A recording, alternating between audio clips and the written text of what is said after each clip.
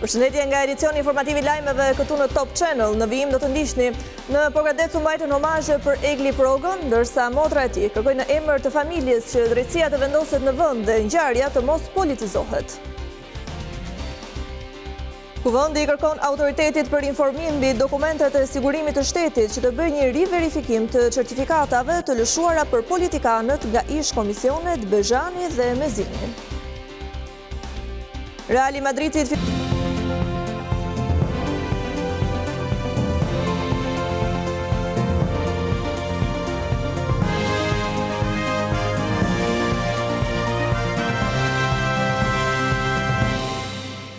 Në Pogradec u mbajtën omazhe për Egli Progën, ndërsa motra e tij kërkoi në emër të familjes që drejtësia të vendoset në vend dhe ngjarja të mos politizohet.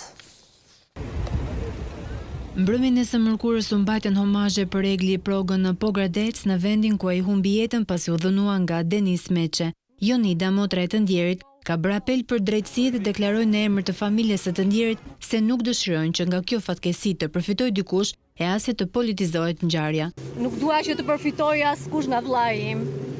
Nuk dua të politizohet vdekja e tij. Nuk dua të idhërohet askush më shumë se unë dhe familja ime për të. Drejtësia të vihet në vend dhe ta shohë edhe vllai im nga varrezat që ajo u vendos. Qytetarë të shumtë u mblodhen në Pogradec në vendin ku ndodhi ngjarja tragjike dhe humbi jetën 42 vjeçari Egli Proga pasi u dhënua nga Denis Meçe. Omazhe u mbajtën edhe në disa qytete të tjera, ku qytetarë nga Korça, Tirana dhe Durrësi u solidarizuan për vrasjen e babait të 2 fëmijëve. Për ngjarjen reaguan institucionet shtetërore, ndërsa Inspektorati i Lartë i Drejtësisë ka nisur verifikimet në adresë të gjyqtares dhe prokurorisë së Korçës që hetuan të dyshuarin për vrasjen e Progës. Policia reagoi për vdekjen e 42 vjeçarit Egli Proga në Pogradec dhe njoftoi se ka referuar në prokurori si vrasje me dashje, por më pas prokuroria ka lehtësuar akuzën për Denis Meçen në vrasje nga pakujdesia. Policia e shtetit vrasjen e Eglantin Progës e ka referuar si vrasje me dashje, ku si autor ka rënë pranga Denis Meçi, por në seancën e mbajtur për masën e sigurisë, ndaj autorit vepra penale u rikualifikua në vrasje nga pakujdesia. Në një dalje për mediat, kryepolici Rumullaku u kujdes të detajonte se policia në asnjë moment nuk e ka fshehur ngjarjen. Sipas tij, është mbërritur menjëherë në vendin e ngjarjes, është bërë njoftim i spitalit, është ngritur grupi hetimor, janë sekuestruar kamerat e lokalit, si dhe të zonës përreth, janë shoqëruar disa persona që kanë qenë të pranishëm në momentin e ngjarjes dhe janë kryer të gjitha veprimet e para në vend ngjarje me qëllim zbardhjen dhe dokumentimin e plotë të saj. Si rezultati veprimeve profesionale të kryer nga grupi hetimor, të cilët janë të gjitha të dokumentuara dhe çdo interesuar shiftuar të shqyrtojë, u bë mundës zbardhja dhe dokumentimi i ngjarjes në kohë rekord. U identifikua dhe u arrestua autori, së bashku me 3 shtetas tjerë, datë fundit për moskallëzim krimi. Por në ndryshim nga sa pohoi kryepolici në referimin që policia ka bërë në prokurori, thuhet se në orën 3:30, autori dyshuar është paraqitur në ambientet e Komisariatit të Policisë Pogradec, i cili, pasi është shoqëruar për në ambientet e Drejtorisë së Korçës, është pyetur si person ndaj të cilit po zhvillohen hetime. Ky variant i oficerit mbështetet edhe nga dëshmia e vet Denis Meçes, i cili tregon se kishte për qëllim vetëm ta qëllonte për ta qetësuar viktimën. Rrugës për në fshatin Buqimas kam ndaluar makinën time në krah të rrugës dhe kam fjetur pasi isha i dehur. Kur më ka dalë gjumi, mora në telefon avokatin duke i thënë se çfarë kishte ndodhur, pasi kisha merak dhe ai më tha që personi i dëmtuar kishte ndëruar jetë. Në këtë moment i kam thënë avokatit, e ja më merr dhe më shoqëron në komisariat sepse dua të jap deklaratën time. Të pasqaruara mbeten dhe motivet e këtij krimi të rënd. Në fjalën e tij, Rumullaku sqaroi se vrasja ka ndodhur pas një konflikti të çastit, por në referimin në prokurori, dëshmitarët okular nuk tregojnë asgjë mbi komunikimin mes autorit dhe viktimës. Nga ana tjetër, vetë autori tregon se nuk e ka goditur 42 vjeçarin në konflikt, por ai është rrëzuar. Por Top Channel ka mësuar se në trupin e pajet të 42 vjeçarit, në anën e majtë të kokës së tij, ka pasur shenja të dukshme të dhunimit me grushta, që dyshohet se i sollën vdekjen. Nga ana tjetër, familjarët flasin për gjobvënie. Në qytetin e Pogradecit, këta njihen shumë mirë për gjobvënie. Në redaksinë e Top Channel kanë ardhur denoncime që tregojnë se Denis Meçe ka gjobitur dhe dëmtuar biznese të tjera në zonë duke i detyruar të mbyllen. Skënder Brataj, shefi i urgjencës kombëtare, reagoi për vrasjen në Pogradec, duke thënë se ambulanca ishte në vendin e ngjarjes 7 minuta pas njoftimit. Nga verifikimi që ne kemi kryer në këtë moment, rezulton që në datën 10 gusht ka ardhur një thirrje nga policia e Pogradecit drejt qendrës kombëtare të urgjencës mjekësore, ku kërkohet një ndërhyrje e shpejtë për një person mashkull që gjendet në rrugë tek rreth rrotullimit. Në rezulton një total rreth 20 minuta i gjithë misioni nga kërkesa për ndihmë deri në përfundim të misionit të ekipit mjekësor. Ndërsa koha nga ora 19:11 minuta deri në 19:18 në mbritje në vendngjarje vetëm për 7 minuta ekipi ka shkuar nga Spitali Pogradecit, nga marrja e thirrjes, nga nisja e Spitalit Pogradecit deri në vendngjarje. Për ngjarjen e Pogradecit reagoi edhe kryeministri Edi Rama, duke thënë se policia dhe urgjenca vepruan në kohë. Ngjarja tragjike në Pogradec prodhoi një reagim zinxhir të institucioneve, ndërkohë për herë të parë një qëndrim pati edhe kryeministri Edi Rama, i cili mori në mbrojtje urgjencën kombëtare dhe policinë e shtetit, të vënë në akuzë, njëra për fshehje të krimit dhe tjetra për dhënie të vonuar të ndihmës së parë për viktimën Egli Proga. Në fakt, të gjitha provat e dokumentuara, qoftë operacionit policor e qoftë të sistemit elektronik të urgjencës kombëtare, tregoi se policia arrestoi në kohë rekord autorin për vrasje me dashje dhe urgjenca u përgjigj në 7 minuta thirrjes për ndihmë.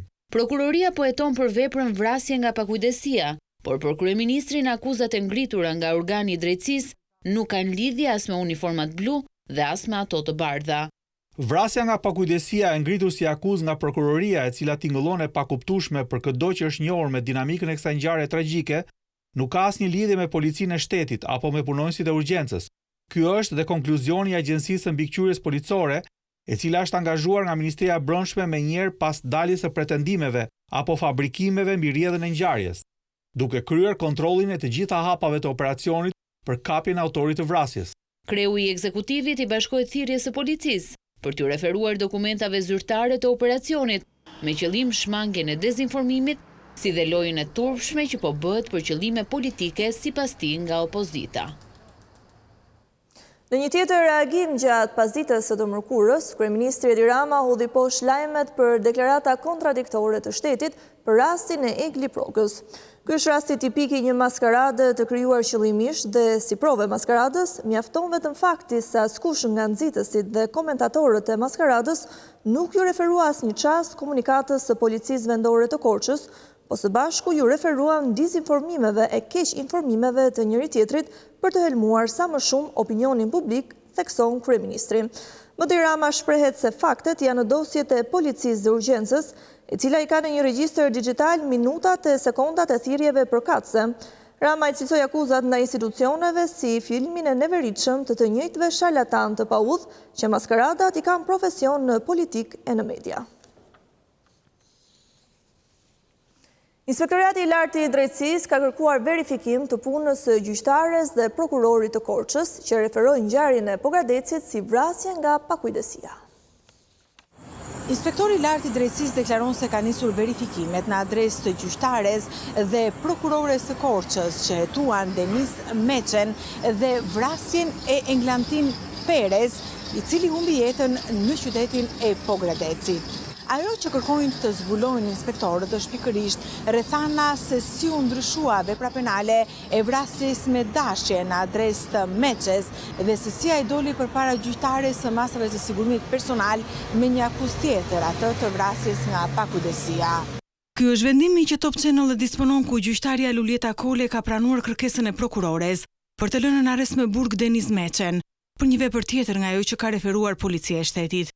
Në argumentin e saj, prokuroria për të cilën inspektoriati në Tiranë ka kërkuar të dhëna, i vendos në dispozicion gjykatës së Korçës një përgjigje ambiental midis dy personave të tjerë të arrestuar për ngjarjen dhe të dyshuar për moskallëzim krimi. Në këtë bisedë Leonida Guçe dhe Arian Manellari pyesin të shqetësuar njëri tjetrin se si ka mundësi që Eglantini ndërroi jetë nga një grusht. Ky diskutim hedh dyshime sipas prokurores se ata, ndryshe nga çfarë thanë në polici, nuk e kishin parë ngjarjen dhe në të vërtet rezulton se kishin dieni. Por gjykata çmon se në adresë të Denis Meçes duhen kryer veprime të tjera hetimore, dhe se kjo mas ndaj 4 të dyshuarve, 3 për moskallëzim krimi dhe meçe për vrasje nga pakujdesia, duhet plotësuar me konkluzionet e mjekësisë ligjore. Nga ana tjetër, gjykata lë të hapur mundësinë se mund të arrihet në rezultate të ndryshme mbi kualifikimin e veprës nga ai që ka sjell prokuroria, mbasi të kryen disa detyra që nuk bazohen tek dëshmitarët okular. Ky dokument do të jetë një nga shkresat që do të administrohet nga inspektoriati për sa kohë edhe gjykatës edhe prokurorisë i kërkohet informacion për të disponuar me fashikujt, duke nisur nga momenti i referimit për vrasjen e Eglantin Perez. Veprimet që inspektohen në këtë rast nuk lidhen me afatet se kur dolën të dyshuarit përpara gjykatës, por me procedurat që janë ndjekur dhe me mënyrën se si është hetuar çështja. Në mesin e dyshimeve dhe kritikave për lehtësimin e akuzës në vrasje nga pakujdesia për Denis Meçen, autorin e vrasjes së Egli Progës, gjykata e Korçës ja lë përgjegjësinë prokurorisë. Gjykata merr në mbrojtje vendimin e gjyqtares Ulieta Kolonja, duke theksuar se çështja është në fazën e hetimit paraprak dhe se në këtë fazë gjyqtari nuk mund të bëjë ndryshimin e veprës penale dhe as të caktojë një masë sigurimi më të rëndë se ajo e kërkuar. Nga ana tjetër, prokuroria e Korçës ka reaguar duke theksuar se akuza është ngritur në bazë të provave që janë përcjell nga policia pranë organit të akuzës. Nga prokuroria është regjistruar procedimi për veprën penale vrasje nga pakujdesia. Kjo edhe në referim të praktikës gjyqësore në raste të ngjashme, duke vlerësuar që nga materialet e referuara nga policia, goditja me grusht nuk tregon vullnetin e viktimës për të vrarë një person. Përndryshe, prej tij do të ishte zgjedhur me më shumë mundësi një send tjetër për të realizuar qëllimin e tij kriminal, thuhet në reagimin e prokurorisë. Nga provat që do të merren në vijim, do të bëhet edhe regjistrimi përfundimtar i veprës penale, si dhe do t'i njoftohet akuza personave të pandehur, përfundon reagimi. U ekstradua nga Dubai 2 persona të shpallur në kërkim nga Shqipëria për disa ngjarje të rënda kriminale ndër vite. Klaren Dervishaj dhe Julian Meçaj u arrestuan 5 ditë më parë dhe u dërguan në Shqipëri. Dubai dhe Emiratet e Bashkuara Arabe tashmë nuk janë një oazë ku të kërkuarit e drejtësisë mund të fshihen. Miti se çunat e Dubait janë të paprekshëm, këtë të mërkur ra, kur Klaren Dervishi dhe Julian Meçaj u ekstraduan. Top Channel mëson se 2 të shumë kërkuarit u vunë në pranga 5 ditë më parë në rezidencën e tyre në Dubai. Policia e Dubait në një operacion blitz theu derën kryesore të vilës dhe arrestoi 2 të kërkuarit të cilët jetonin në të njëjtin çati. Pas kryerjes së procedurave u bë sjellja e tyre në atë dhe ku u shfaqën të veshur me pantallona të shkurtra dhe shapka. Në masa të repta sigurie ata u dërguan tek bloku i sigurisë në Tiranë. Zbërtimi i komunikimeve në rrjetin Sky ECC zbuloi se pas atentatit të prokurorit Arjan Doja në nëntor të vitit 2019 fshihej si organizator Klaren Dervishaj. Ai ishte shpallur në kërkim nga SPAK edhe për ekzekutimin e Klodian Saliut më 26 shkurt 2005. Po ashtu, ai është i dyshuar se ka eliminuar me eksploziv Vajdin Lamaj dhe Artan Arsin. Dervishi u arrestuar në Dubai më 11 dhjetor të vitit 2020. Shpallja në kërkim e Dervishit u bë pas rrëfimit të Luftar Reçit. Përpara drejtësisë shqiptare u dorëzuar dhe Julian Meçaj, i cili është i dyshuar si implikuar në atentatin e prokurorit ku eliminua Andi Maloku. Meçaj ishte arrestuar më 8 shkurt të vitit të shkuar nga autoritetet e Dubait, por më pas u la i lirë, derisa u mor vendimi për sjelljen e tij në Shqipëri. Meçaj dhe Dervishaj ndodheshin prej kohësh në Dubai pasi i kishin shpëtuar një atentati në 2019 në Durrës. Por në ndryshim nga antarët e bandës së Durrësit që ju dorëzuan autoriteteve shqiptare, Duri Mbami duket se i shpëtoi ekstradimit. Pas qëndrimit gati 2 muaj në paraburgim, atij u zbut masa e sigurisë duke u lënë në mbikëqyrje policore, ndërsa procesi i ekstradimit po shqyrtohet. Mbami akuzohet për sigurim të kushteve për vrasjen e Arbendokës, organizator për eliminimin e Tori Xhexhukës dhe Eriger Smiasit, si dhe për kultivim kanabisi.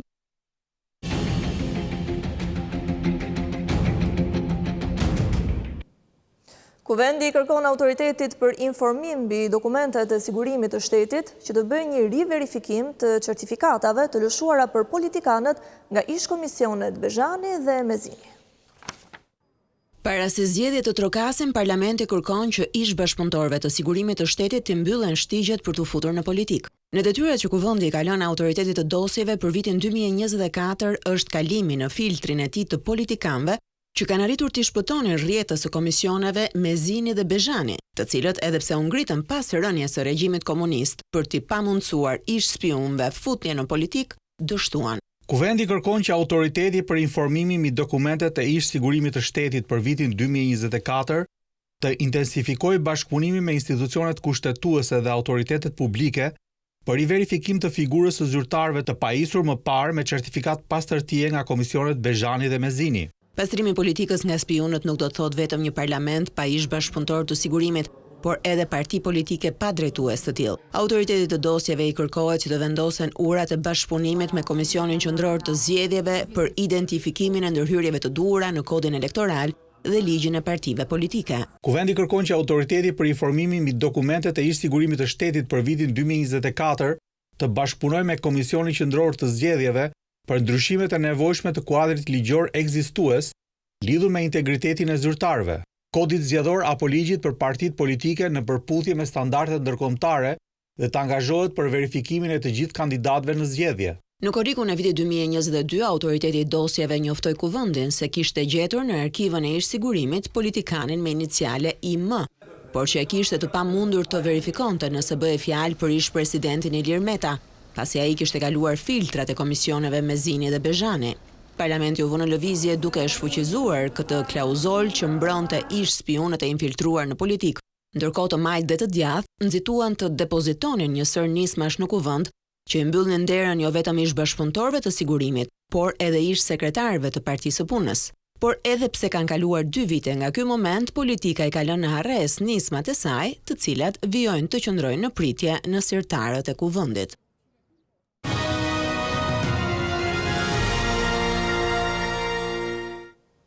Britanikët janë dashuruar me vendin tonë. Prestigjosja The Mirror e krahason Shqipërinë me Maldivet dhe sugjeron për europianët të zgjedhin plazhet tona për pushime mbreslënse më afër shtëpisë dhe me kosto të përballueshme.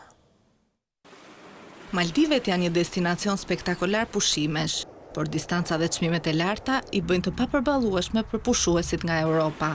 Por britanikja The Mirror thotë se për europianët ka një zgjidhje shumë më afër shtëpisë dhe me kosto më të përballueshme, duke sugjeruar pikërisht Shqipërinë si Maldivet e Europës. Në artikullin e gazetës britanike citohen ekspert të platformës Booking, të cilët thonë se prej 2 vitesh turistët po zgjedhin plazhet e shkëlqyera të Shqipërisë për një qëndrim të jashtëzakonshëm buzdetit në vendin ballkanik. Sipas ekspertëve të Booking, 50% e pushuesve duan të udhëtojnë në një destinacion ku kostoja e jetesës është më e ulët se vendi i tyre, dhe zgjedhja perfekte për këtë është Shqipëria. E vendosur midis Malit të Zi dhe Greqisë, xhevairi i Ballkanit, Shqipëria është kthyer në trend për vitin 2024 për shkak të ujrave të kristalta, maleve mbreslënëse dhe çmimeve të favorshme, thuhet në artikull. Sipas gazetës britanike, Shqipëria u ofron vizitorëve Maldivet në Europë, një opsion i mirëpritur nga 43% e udhëtarëve britanik që kërkojnë pushime mbreslënëse me kosto të ulta.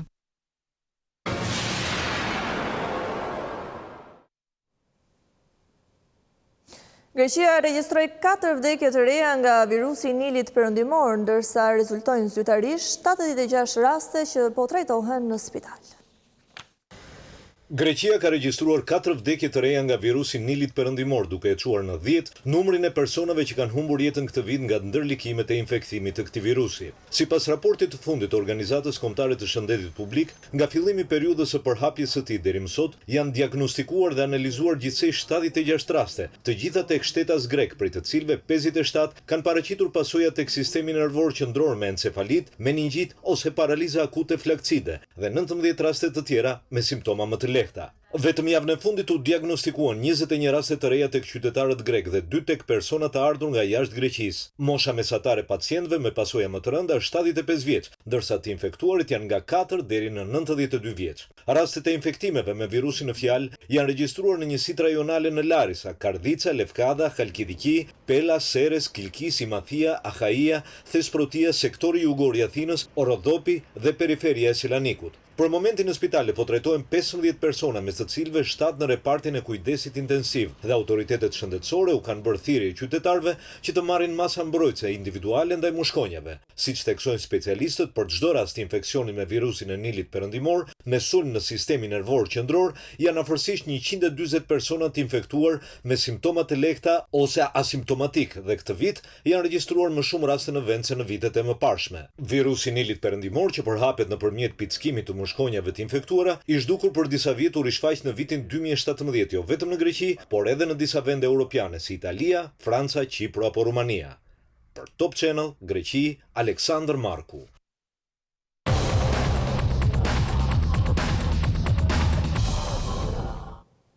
Reali Madridit fitoi Superkupën e Europës për herë të 6, teksa mundi Atalantën me rezultatin 2-0. Mbappé debutoi me gol, ndërsa Gjimshiti u ndëshkua me karton të berdhë. Ishte gjithçka përgatitur për këtë edicion informativ, unë ju falenderoj për vëmendjen. Bashkë me pafshim.